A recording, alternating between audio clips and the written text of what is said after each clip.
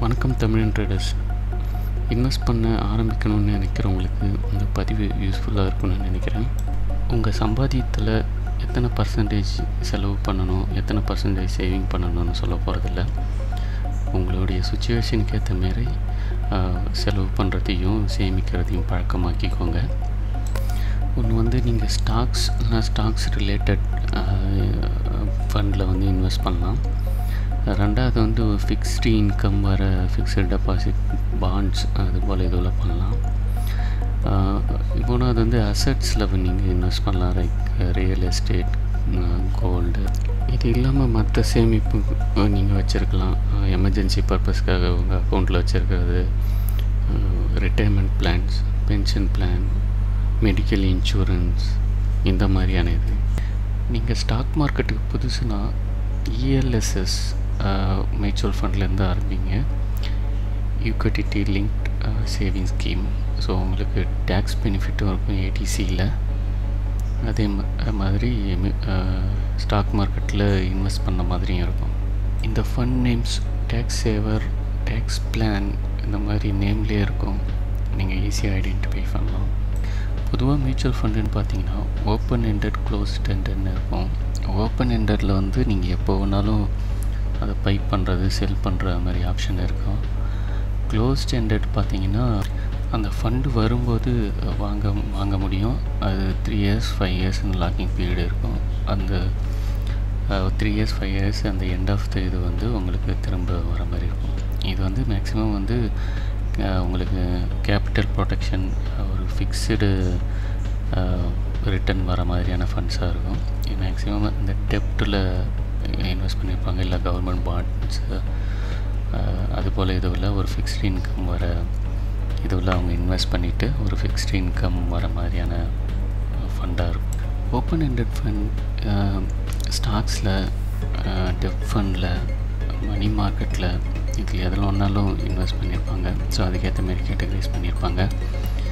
அது பேலன்ஸ்டாகவும் இன்வெஸ்ட் பண்ணியிருப்பாங்க. சில ஃபண்ட்லாம் ஸ்டாக்கு, டெப்ட்டு, மணி இதில் எத்தனை பர்சன்டேஜ், அதில் எத்தனை பர்சன்டேஜ் இன்றும் இருக்கும்.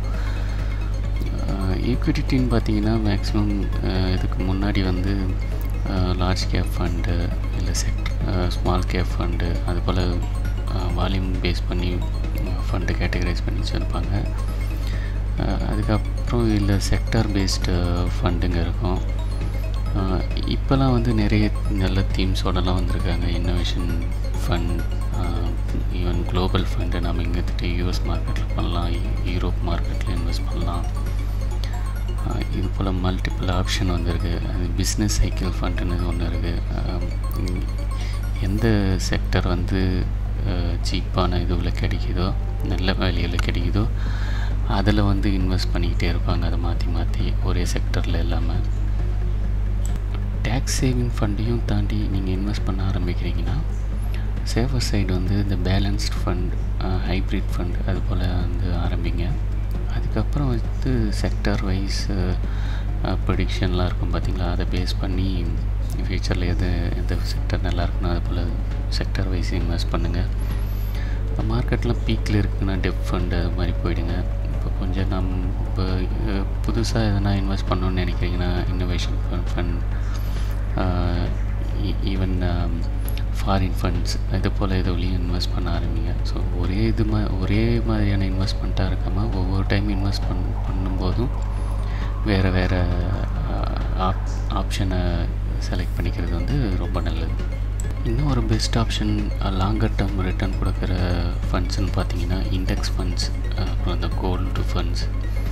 ஸோ இதெல்லாம் பார்த்தீங்கன்னா என்ன ரிசெஷன் வருது, இல்லை இந்த கரோனா மாதிரி ப்ராப்ளம் வருது இருந்தாலும் என்ன டவுன் ஆனாலும் திரும்ப பார்த்தீங்கன்னா ஒரு 5 years 10 years அந்த மாதிரி பார்த்தீங்கன்னா நல்ல ரிட்டர்ன்ஸ் தந்துருக்கும். ஸோ இந்த மாதிரி ஃபண்ட்ஸை சூஸ் பண்ணுறது சேஃபர் சைடாக இருக்கும் லாங்கர் டேர்முக்கு. எக்ஸ்சேஞ்ச் ட்ரேடர் ஃபண்டை பார்த்தீங்கன்னா ஆல்மோஸ்ட் மியூச்சுவல் ஃபண்ட் மாதிரியே தான். ஒரு அட்வான்டேஜ் என்னென்னா நீங்கள் இதை டெய்லி நார்மலாகவே ட்ரேட் பண்ணுற மாதிரி, ஸ்டாக் ட்ரேட் பண்ணுற மாதிரியே ட்ரேட் பண்ணலாம். இந்த ஃபண்ட்ஸு ஆனால் ஆக்டிவாக மேனேஜ் பண்ண மாட்டாங்க.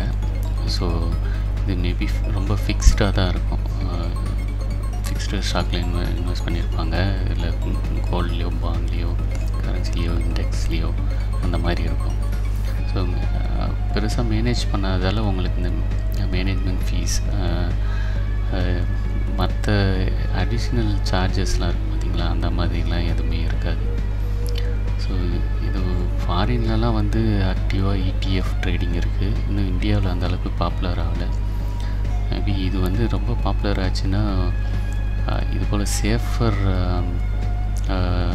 ஃபண்டில் இன்வெஸ்ட் பண்ணுற பார்த்திங்களா, இண்டெக்ஸ், கோல்டு, பாண்டு, இல்லை ஒரு செக்டார் வைஸ் பண்ணுறது, அந்த மாதிரி இதுவெல்லாம் வந்து மியூச்சுவல் ஃபண்டில் பண்ணுறதுக்கு பதிலாக ETFயில் பண்ணிங்கன்னா நல்லா பெனிஃபிட்டாக இருக்கும். ஸ்டாக்கில் இன்வெஸ்ட் பண்ணுறீங்கன்னா ஃபண்டமெண்டல் அனாலிசிஸ், டெக்னிக்கல் அனாலிசிஸ்லாம் தெரியாமல் அதில் ஆரம்பிக்காதீங்க. அதை லேர்ன் பண்ணிவிட்டு அப்புறமா ஆரம்பிங்க. அப்படி பண்ணியே ஆகணும்னு நினச்சிங்கன்னா சில standard stocks, L&T, SBI, Asian paint, Reliance industries, இந்த மாதிரி ஸ்டாக்கில் வந்து இன்வெஸ்ட் பண்ண ஆரம்பிங்க. அதையும் ஒரே ஸ்டாக்கில் எல்லாத்தையும் போடாதீங்க, ஸ்ப்ளிட் அப் பண்ணி இன்வெஸ்ட் பண்ணுங்கள். இது இல்லாமல் உங்களுக்கு பெட்டராக தோணணுன்னா எந்த மியூச்சுவல் ஃபண்ட் வந்து நல்லா பர்ஃபார்ம் பண்ணுதோ அந்த மியூச்சுவல் ஃபண்டை ஓப்பன் பண்ணி பாருங்கள். அவங்க எந்தெந்த ஸ்டாக்ஸில் இன்வெஸ்ட் பண்ணியிருக்காங்கன்னு கொடுத்துருப்பாங்க. அதில் வந்து அது போல் ஒரு 4-5 மியூச்சுவல் ஃபண்டை ஓப்பன் பண்ணிவிட்டு அதில் காமனாக இருக்கிற ஒரு 3 ஸ்டாக் 4 ஸ்டாக் அது மாதிரி எடுத்துகிட்டு இன்வெஸ்ட் பண்ண ஆரம்பிங்க. இப்போ எல்லா ட்ரேடிங் பிளாட்ஃபார்ம்லேயும் ஸ்மால் கேசஸ்னு வச்சுருக்காங்க. ஸோ எக்ஸ்பர்ட்ஸ் வந்து ஸ்டாக்ஸோ மியூச்சுவல் ஃபண்டோ ETFயோ குரூப் பண்ணி கேட்டகரைஸ் பண்ணி வச்சுருக்காங்க. லாங் டேர்ம் இன்வெஸ்ட்மெண்ட்க்கு, ஷார்ட் டேர்ம் இன்வெஸ்ட்மெண்ட்க்கு, இல்லை கரண்ட் மார்க்கெட் சுச்சுவேஷனுக்கு எந்த குரூப்பில் இன்வெஸ்ட் பண்ணலாம் அப்படின்ட்டு. ஸோ அந்த செட் ஆஃப் ஸ்டாக்கில், செட் ஆஃப் மியூச்சுவல் ஃபண்டில், செட் ஆஃப் ETFயில் இன்வெஸ்ட் பண்ணுறதுக்கு நீங்கள் சூஸ் பண்ணலாம். ஈவன் உங்களுக்கு சிப் ஆப்ஷன் கூட எனேபிள் பண்ணி வச்சுருப்பாங்க. நீங்கள் மந்த்லி வந்து அந்த குரூப் ஆஃப் ஸ்டாக்கில் இன்வெஸ்ட் பண்ணுறதுக்கோ இல்லை குரூப் ஆஃப் மியூச்சுவல் ஃபண்டில் இன்வெஸ்ட் பண்ணுறதுக்கோ. சிப் வந்து ஒரு ஆட்டோமேட்டிக் இன்வெஸ்ட்மெண்ட் பிளான். உங்களுடைய மந்த்லி இன்கமில் ஒரு பார்ட்டை வந்து சிஸ்டமேட்டிக்காக வந்து இன்வெஸ்ட் பண்ணுறதுக்கான ஒரு ஆப்ஷன். ஸோ நீங்கள் அதை செட் பண்ணிட்டீங்கன்னா ஒரு மியூச்சுவல் ஃபண்ட்லேயோ இல்லை ஸ்டாக்லேயோ இல்லை ETFலேயோ செட் பண்ணிட்டீங்கன்னா மந்த்லி வந்து உங்கள் அக்கௌண்ட்லேருந்து காசு எடுத்துப்பாங்க. அது நீங்கள் செட் பண்ணியிருக்கிற இதில் வந்து இன்வெஸ்ட் பண்ணிக்கிட்டே இருப்பாங்க. ஸோ சிப் வந்து ஒரு பெரிய ஓவர் பர்டன் இல்லாமல் மாதம் ஒரு சின்ன அமௌண்ட்டை வந்து நம்ம மார்க்கெட்டில் இன்வெஸ்ட் பண்ணிட்டு போகிற மாதிரி ஒரு ஆப்ஷனை க்ரியேட் பண்ணி தருது. லாங்கர் டேர்மில் பார்த்திங்கன்னா நம்மளுடைய இந்த சிறு இன்வெஸ்ட்மெண்ட் வந்து ஒரு பெரிய இன்வெஸ்ட்மெண்ட்டாக வந்து நம்மளுக்கு தரும். இது வந்து ரிலவெண்ட் ஆஃப் மார்க்கெட் மூமெண்ட்டுன்றதால ஒரு ஆவரேஜ் ப்ரைஸில் வந்து நம்ம மார்க்கெட்டில் இன்வெஸ்ட் பண்ணிட்டு போகிற மாதிரியான ஒரு இதுவும் இருக்கும். ரெண்டாவது வந்து இந்த சிப்பை வந்து நாம் எப்போவுமே எனேபிள் பண்ணி வச்சுருக்கிறது வந்து அந்தளவுக்கு நல்ல ஐடியா இல்லை. ஏன்னா ஒரு பெரிய ரிசெஷன் வருது, இல்லை கரோனா போல் ஒரு டிசாஸ்டர் வருதுன்னா கண்டிப்பாக மார்க்கெட் வந்து பெரிய டிராஸ்டிக்காக டவுன் ஆகும். அந்த டைமில் வந்து நம்ம சிப் இன்வெஸ்ட்மெண்ட் பண்ணிகிட்டு இருக்கிறது வந்து ஒரு நல்ல ஐடியா கிடையாது.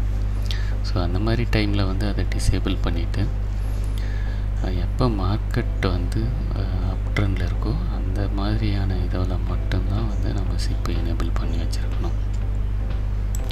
பாண்ட்ஸ் வந்து கவர்மெண்ட்டோ இல்லை கம்பெனிஸோ வந்து அவங்களோட ஆப்ரேஷனுக்காக இஷ்யூ பண்ணுற லோன் மாதிரி. ஸோ இதில் வந்து ஒரு ஃபிக்ஸ்டு இன்ட்ரெஸ்ட் வந்து இன்வெஸ்டருக்கு கொடுத்துட்டு இருப்பாங்க. இந்த இன்ட்ரெஸ்ட் பார்த்திங்கன்னா பேங்க்கில் கொடுக்குற ஃபிக்ஸ்டு டெபாசிட் இன்ட்ரெஸ்ட்டோட நிறையவே இருக்கும். 9% 12% வரைக்கும் கிடைக்கும் இப்போ இருக்கிற சுச்சுவேஷனுக்கு. பாண்டில் வந்து செக்யூர்ட் பாண்ட், நான் செக்யூர்ட் பாண்ட் இருக்கும். நீங்கள் செக்யூர்ட் பாண்ட் போகிறது வந்து சேஃபான இது. ஏன்னா அவங்க ஒரு அசட்டை வச்சுட்டு அதுக்கு அகைன்ஸ்டாக வந்து அந்த பாண்டை இஷ்யூ பண்ணியிருப்பாங்க. ஸோ அதனால் வந்து அது சேஃபர் ஒன். இது இல்லாமல் RBIயோட சவரன் கோல்ட் பாண்ட் வந்து ஒரு நல்ல ஆப்ஷன்.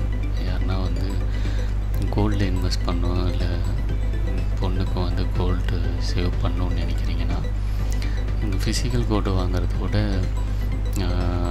இதில் வந்து உங்களுக்கு சேதாரம் இருக்காது. அது ஃபிசிக்கலாக நம்ம பாதுகாக்கணும்னு இது கிடையாது.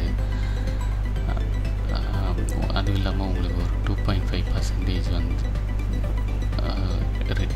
இன்ட்ரெஸ்ட் வந்து வருஷம் வருஷம் உங்களுக்கு கிடைக்கும். ஸோ இந்த மாதிரியான பெனிஃபிட்லாம் இருக்குது. P2P வந்து இந்தியாவில் இப்போ பாப்புலர் ஆகிட்டு இருக்கிற இன்னொரு இன்வெஸ்ட்மெண்ட் பிளாட்ஃபார்ம். இவங்க வந்து ஒரு பிளாட்ஃபார்மை க்ரியேட் பண்ணிடுவாங்க. லோன் வாங்குறவங்களுக்கும் லோன் கொடுக்குறவங்க இன்வெஸ்ட் பண்ணுறவங்களுக்கும்.